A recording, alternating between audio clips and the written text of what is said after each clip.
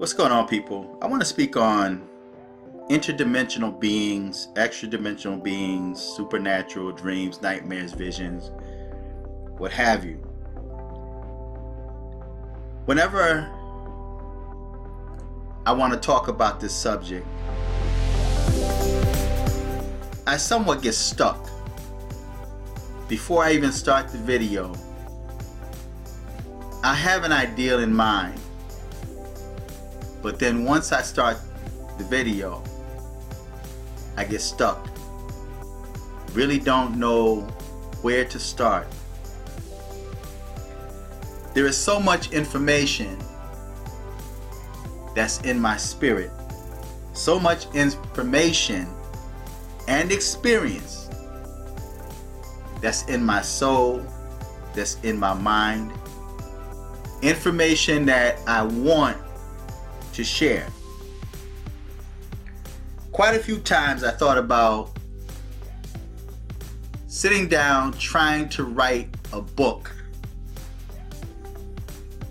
on interdimensional beings, nightmares, demons, angels, things that people only read about, hear about, or even watch on television. And what people must realize, that things you see on TV that's supposed to be supernatural in nature, that's supposed to be demons, and many times they are real. They came from someone's imagination. People are inspired by things or beings that's not of this world. Even when we look at the Gnostic text, and it talks about how man was taught the weaponry of war, or taught how to craft weapons by angels. So you had fallen angels that actually taught man the art of weaponry, how to make knives, guns, bow and arrows, weapons of war. If you look at a lot of blades that's made, that in many cases they call or refer to as fantasy knives. Where do you think the idea came from? Now, many of you would say some man created that. Yes, man was used to forge that knife, to actually bring that into the natural realm. But where did the idea of that fantasy blade come from? He was inspired by something or someone not of this world. I was talking to my son earlier, about maybe an hour ago, because he came to me about a dream he had the other night. And I'm not going to tell that dream, but much of what happens to him and my other son happened to me while I'm growing up, or while I was growing up. Which leads me to wonder if many spiritual gifts are hereditary. Because I'm sure many of y'all heard that, people that call themselves witches or warlocks and claim to go through certain initiations say that it's in their bloodline, that they have relatives that were at one time a warlock or a witch. So is it really hereditary? Because I know my sons, I have two sons, and both of them had displayed some traits of being gifted spiritually. And I think a lot of stuff that when you are natural, you're born with that.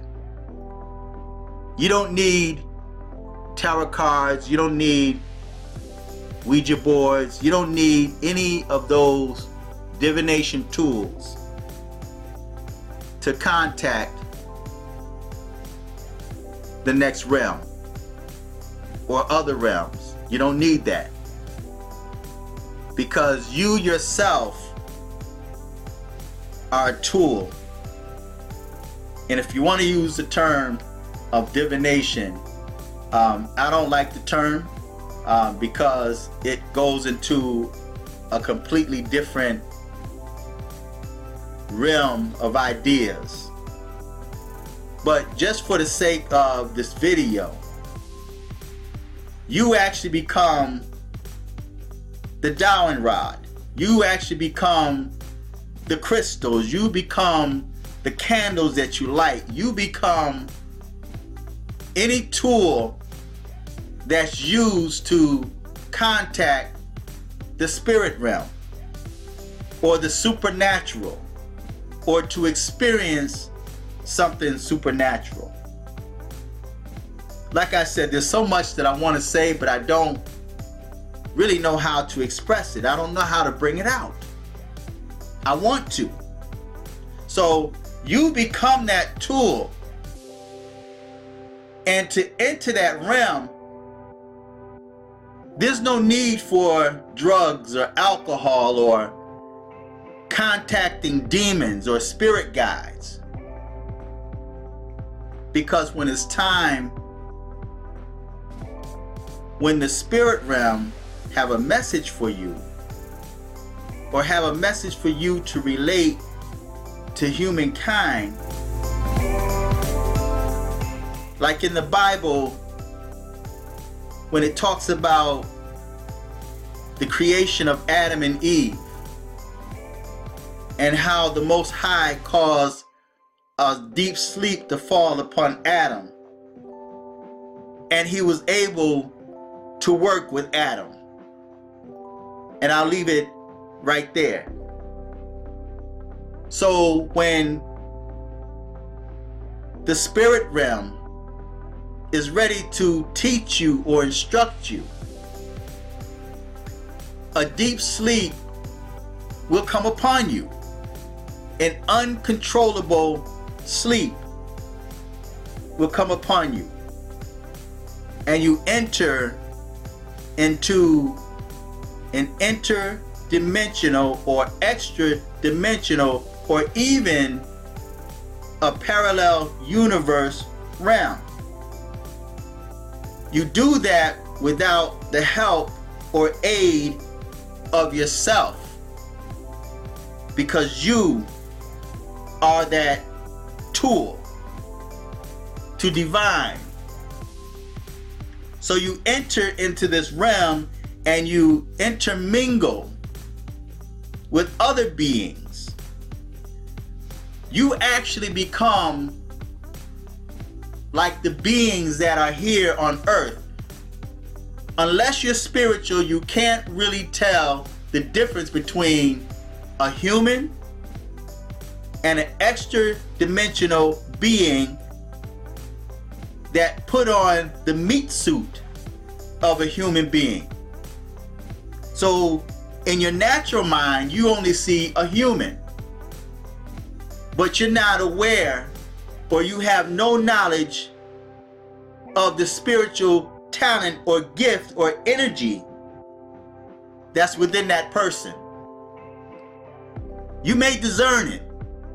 You may feel something different with that person, but you really can't understand it. You may even dislike that person just because of the nature or the goodness of this spirit, because maybe your spirit is evil, or vice versa.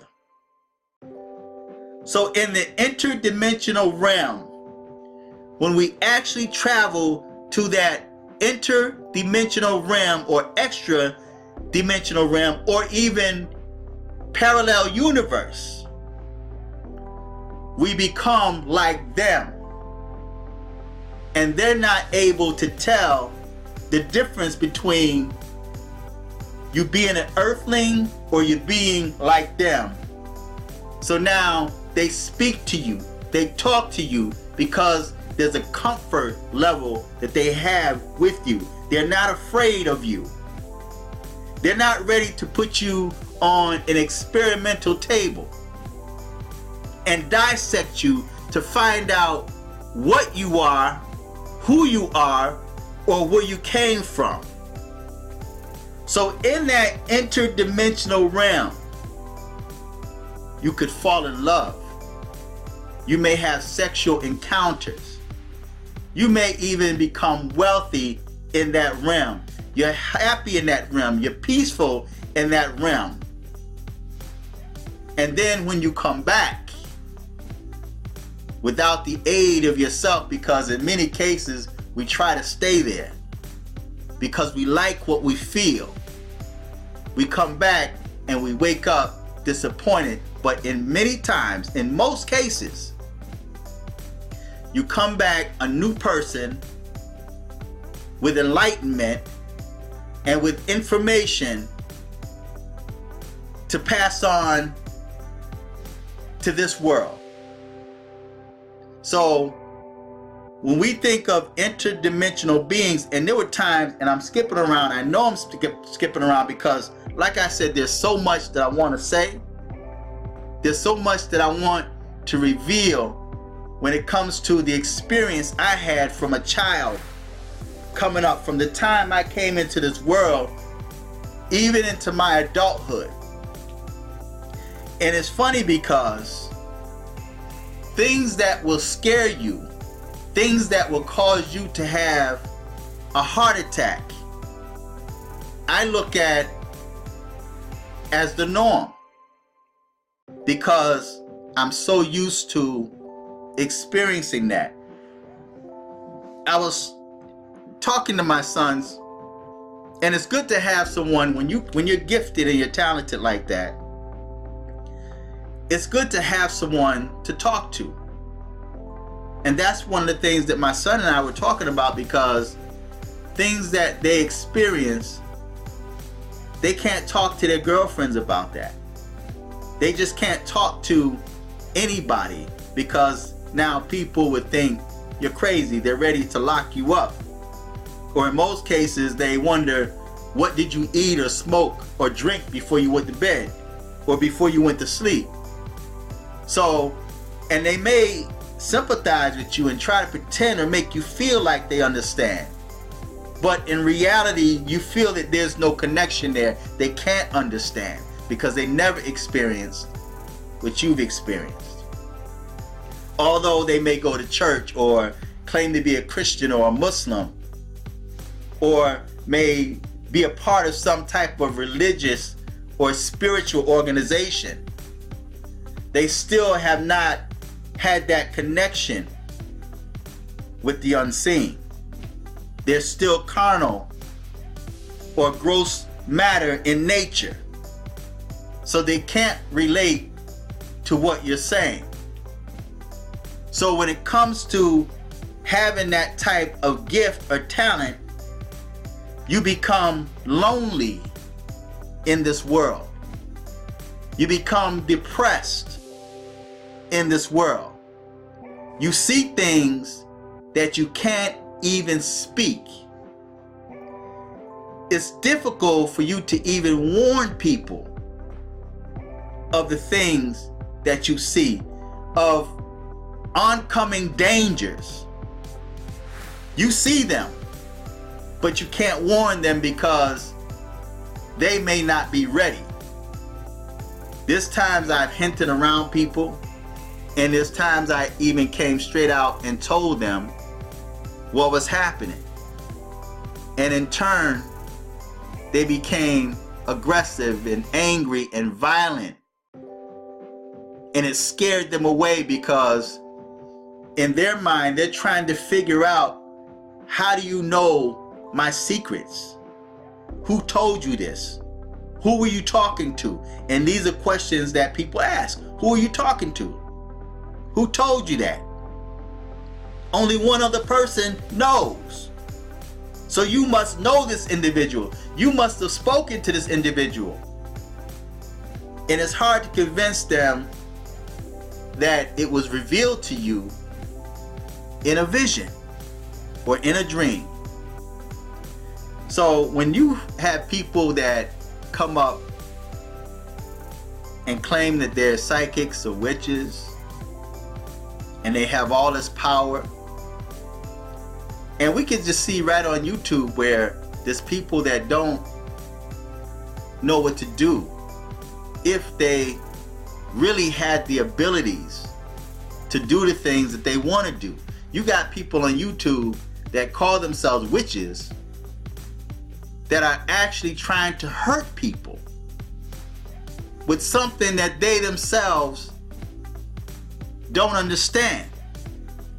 Because, like I mentioned earlier in this video, you become the tools, you become the information in those books, because the information that's within you did not come from a book.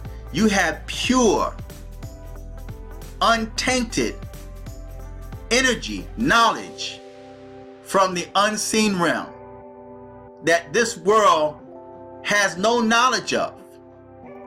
Now, it may be interpreted in a language they can understand, but in the original spirit language, it's completely different and have a different level of understanding.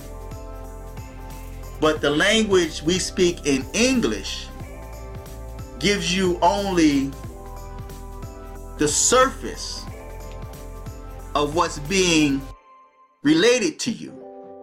I mentioned in a video of the past when I was traveling, and I can usually tell when I travel to another dimension.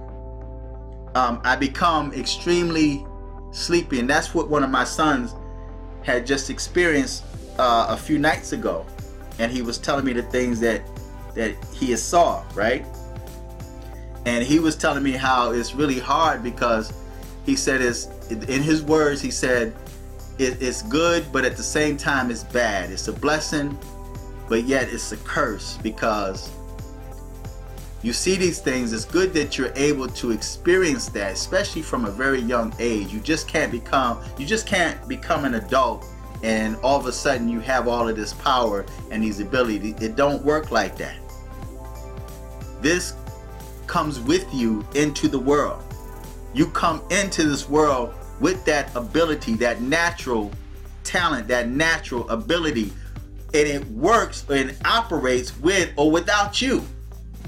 With or without any assistance from you, it automatically works. You can't stop the visions. You can't stop the dreams. You can't stop knowing what's to come. You can't stop that. You try to fight it and try to repress it, but you can't stop it, because the minute you fall asleep and when it's time for the universe or from the unseen to speak to you or speak to your spirit, like in the book of Genesis, a deep sleep comes upon you. An uncontrollable deep sleep, regardless of what you're doing, you're dozing. And before you realize it, you're into an extremely different realm of existence. Extremely different. Extremely different realm. And I remember I woke up one night to go back, because like I said, I'm skipping around, but I got so much in my head, so much in my spirit that want to come out, and I don't know how to bring it out. I was in this vision. This deep sleep came on me, and I end up in this vision, and it was like a nightmare, you know. And although I'm used to seeing monsters, so to speak, or I'm used to seeing demons or angels, and yes, I've seen angels before. I had even seen the Most High sitting on a throne. And when I saw that vision, I was awake. It's when I used to work for a digital equipment corporation. And I was talking to a friend of mine. And he's now a minister. He's a pastor now. And while I was speaking to him, at that moment, it's like I entered into a different realm, and I saw into a realm. And I saw this figure seated on a throne in heaven. And I'm not talking about where the stars are and the sun and the moon. I'm not talking about that heaven. But I saw him seated on a throne. He was on a pearly white throne. And he wasn't black, he wasn't white, he was a spirit. But his face, there was like a light. His face was like fire. You know, this person seated on a throne, sitting there, but his face was fire. And it happened just in the matter of seconds. And my mind wasn't it. I was talking to him, and all of a sudden I went into this vision. And he had no idea that I'm seeing this vision. He just noticed an expression on my face. But it's like my mind automatically went to this vision, and I saw him seated on the throne. You know, just like that, it can happen. Just like that, you can enter into an entirely different realm. So a lot of times, like, a deep sleep comes on you, and you enter into this realm. And I recall, like, that happened, like when that happened to me, and I was in this realm, and I tried to come back, and I pulled myself out of it. I forced myself out of this realm, because I didn't like what was going on there. It was rough, and this is where that part of the curse, that gift seemed like a curse. It's a blessing and a curse. Like my son was saying, it's a blessing and a curse, because it's good that you experience this and the things you see, but at the same time, there's another side of it that's not too friendly, you know, because when you're talented and gifted like that, you're gonna become a magnet, just like you are a tool of the unseen, of the supernatural, or of the divining, or whatever you choose to call it. Just like you become the tool, you now become a magnet of all other forces that's out there, good and bad. And I know that there's people that talk about the law of attraction. You attract which is like yourself. But that's not always true, because you could be a good person and still draw evil to you, or you could be what is perceived as an evil person, and goodness is drawn to you.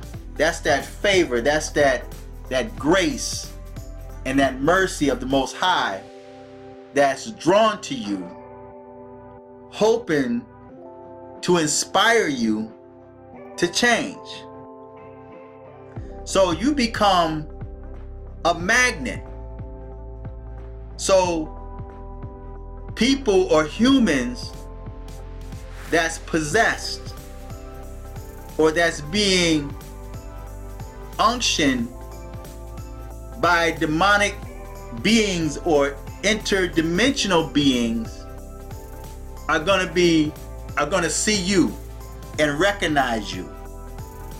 You may have somebody to walk past you that you don't know, And in that person's eyes, in their face, in their being, not the flesh, but this person's energy is hateful towards you. You see their eyes, because we know the eyes are the windows to your soul. So you see this person, something within that person is staring at you hard because they recognize who you are and what you are.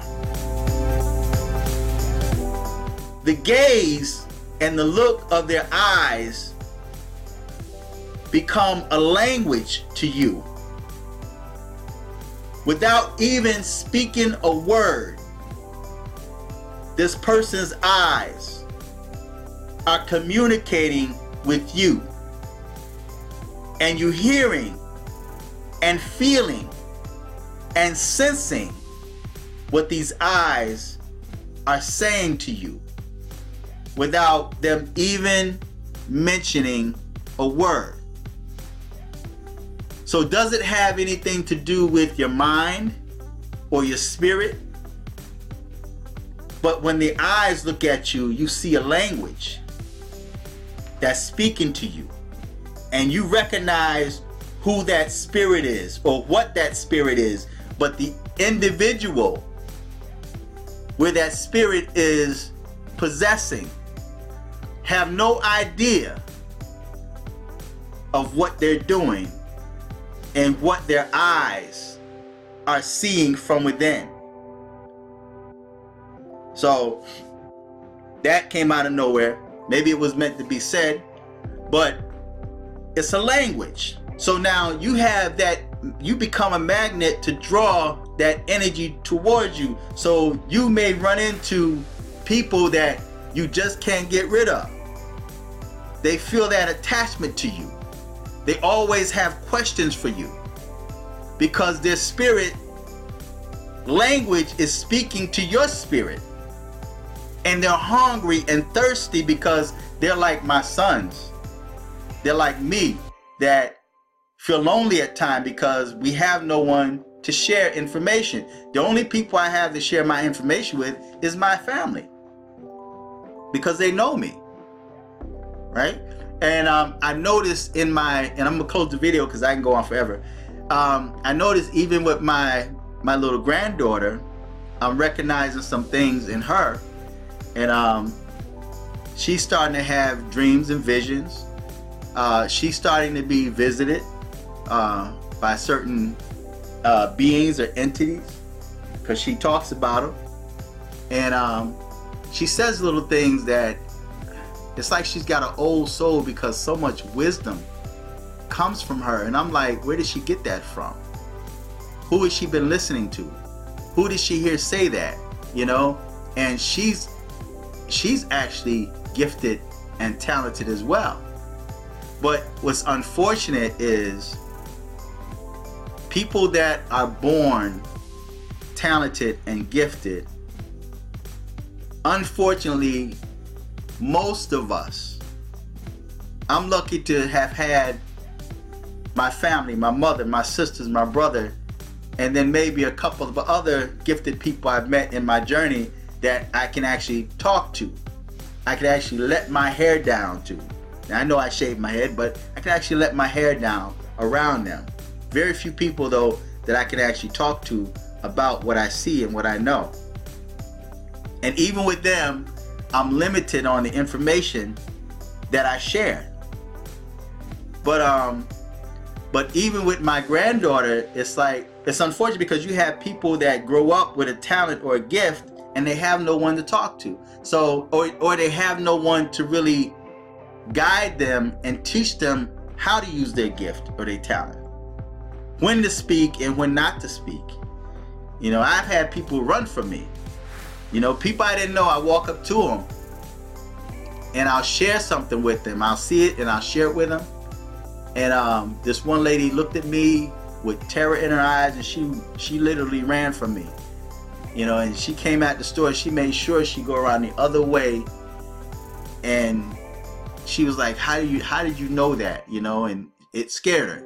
So you have to know when and when not to speak. And you find that people that's usually gifted, that's born with the talent, they're not quick to hurt people.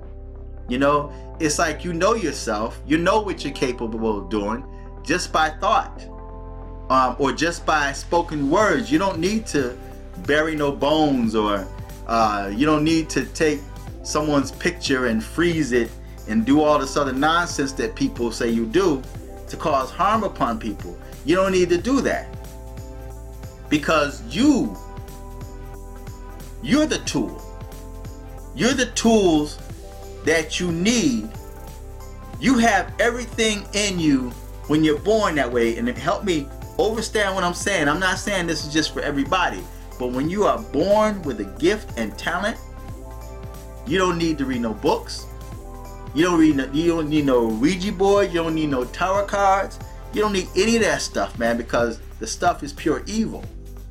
That's pure evil right there, and there's nothing righteous or holy about that. And the only thing you're doing is setting yourself up for destruction. Destruction in the natural realm, in the spirit realm, and even among your seed.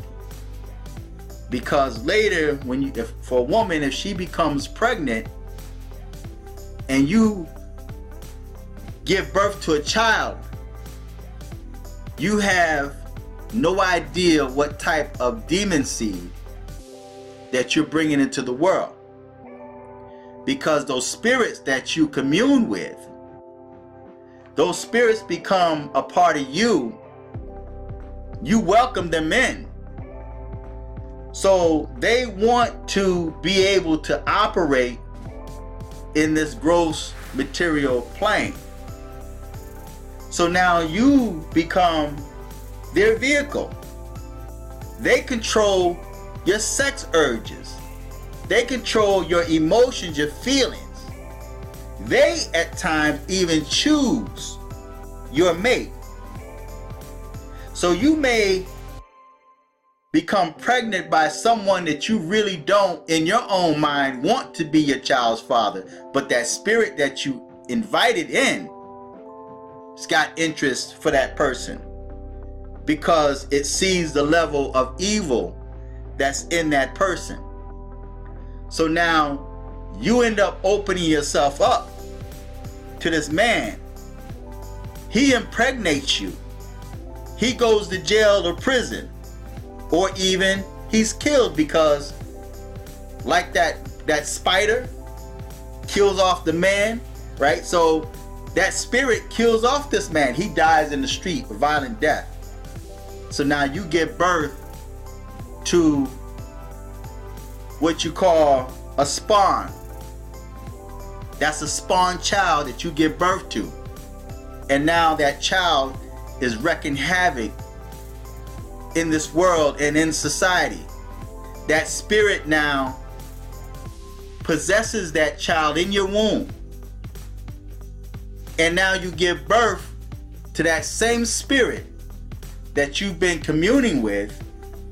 And that's that spirit's way of trying to survive or operate in this plane without you now. So when that child is born, even from birth, at times you may feel that there's no connection with that child. Well, that's because that's not your child. That's that spirit that's been looking for a way to live again. Now, for you Bible thumpers out there, I know the Bible says it's appointed man wants to die, but after that, the judgment. But we're not talking about that man that died. We're talking about that essence, that life force, that spirit that still dwells in this plane, that's illegal.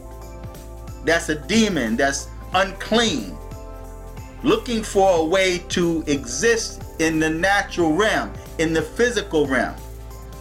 So now you invite that spirit in from Ouija boards and trying to be a psychic and tarot cards. and you invite that demon in, you become pregnant from someone that you didn't choose. The spirit chose that. Or what you may refer to as your spirit guide. And now, when you become pregnant, before the spirit enters your womb, your child's womb, or your child, before the spirit of that child enters in, that spirit takes possession.